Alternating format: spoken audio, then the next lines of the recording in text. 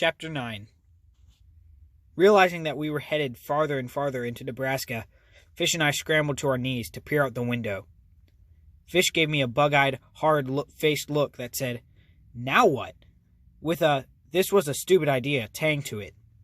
Apparently not caring which way we were headed, Bobby settled down with Cleopatra on the cot, propped up on one elbow, and pressing her weight down onto Samson, who was still curled up quiet underneath.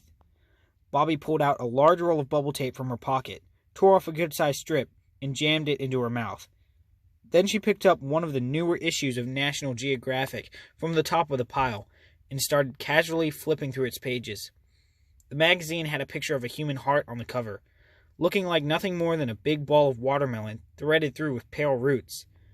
I thought that picture made a person's heart look like a fragile, fragile thing, rather than the powerful muscle that I'd learned it to be in school. I looked at Bobby then, and realized that she might be just the same way. Tough and soft at the same time, She was stretched out on that cot like she was back home on her very own sofa. If that angel hadn't been whispering in my head, telling me how Bobby was just as nervous as the rest of us, I would have thought she had no cares at all, that she was just a powerful 16-year-old muscle. Fish perched himself, elbows on knees, as far from Bobby on the cot as he could get, which put him down on the end by her feet. As he balanced on the edge of the canvas and metal bed, I could feel Fish's older brother eyes burning through me.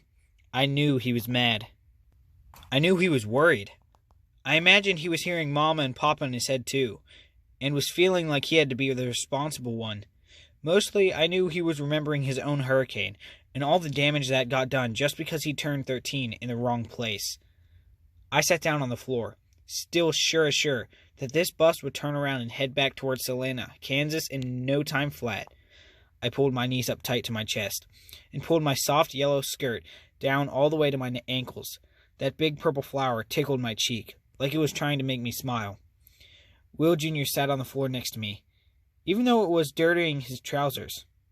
He sat, not quite touching my hand with his, the happy birthday pen set still resting in his lap, still wrapped up in birthday paper. As the bus rattled on, away from Kansas and Papa in his hospital bed, and Mama and Rocket in their motel with white soaps and towels, I could hear the hush-hush tattletale of Bobby's angel in my head. I tried to ignore it, to pretend I didn't hear it. I remembered seeing a crazy man once, when we lived down south, a man who was weaving and wandering along a downtown sidewalk, talking to no one but himself, talking and smacking himself on the side of the head like he was trying to get something to pop out the other side, like he had a bug in his ear, or like he was hearing voices. I wondered if that was where I might be headed. It was the stress, I told myself, the stress of all my worry for Papa, the stress of trying to figure out my new savvy and make it work right. Stress made people's minds do funny things. I tried to ignore the angel humming, crooning voice, the same way I ignored the hissing whispers of Ashley and Emma and all the other kids at Hebron Middle School, only yesterday, and every day before that, every day since we'd come to live in Kansas, Nebraska. But as I pushed that voice to the back of my head the way I swept crumbs under the stove when Mama wasn't looking, I realized that beneath the sound of the angel, beneath the racket of the bus, and the rustle of the boxes, the squabbling ladies from Pastor Meek's office were back in my head as well. Carlene and Rhonda were back, and they were still quarreling. The man doesn't use the few brains God gave him. He can't even make a proper delivery.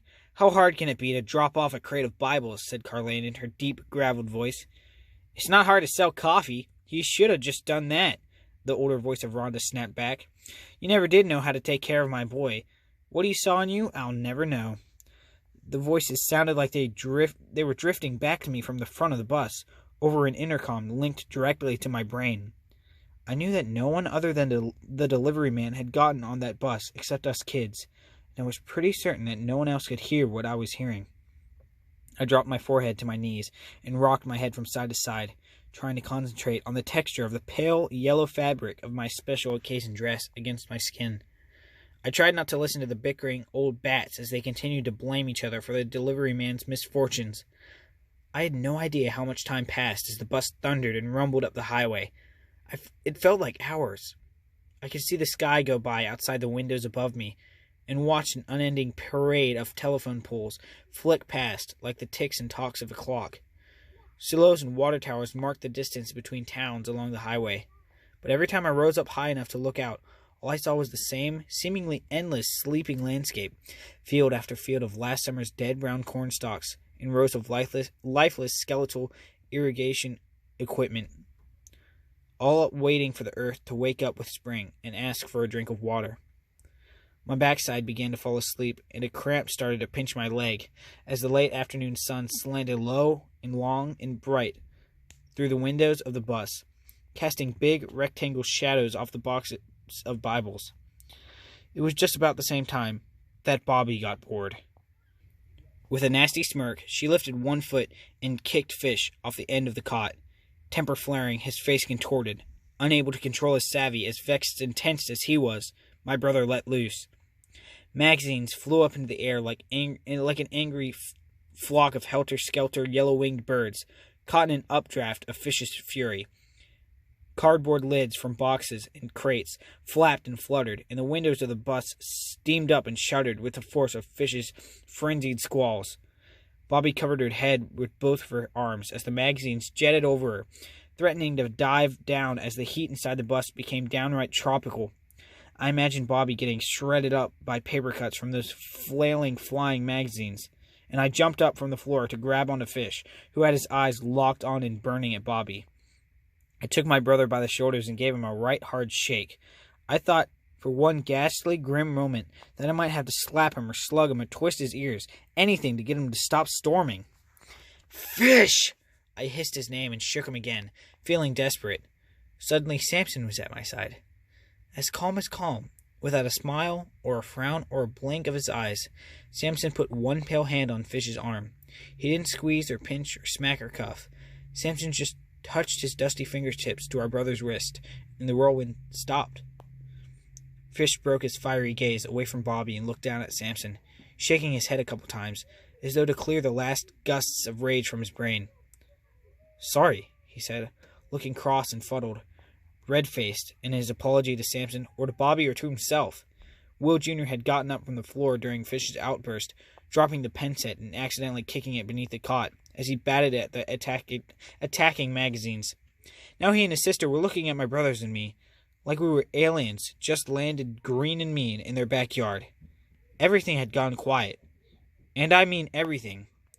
It took me a moment to realize how quiet things had got, and how still. The bus had stopped. The engine had been turned off. The rattling and bouncing had halted. The delivery man was standing in the aisle, fists on hips, arms akimbo, staring at us all, his lost dog look replaced now by something a bit more nettled, something a lot more cross. "She knows she's in trouble now," said Bobby's angel in my ears. "She's not the only one," I said to myself. Okay, there was a lot of confusing words, and it's like, I don't know how late, but I'm tired, so I messed up a lot of stuff. Sorry for that, but I hope you enjoy the chapter nonetheless. See you guys.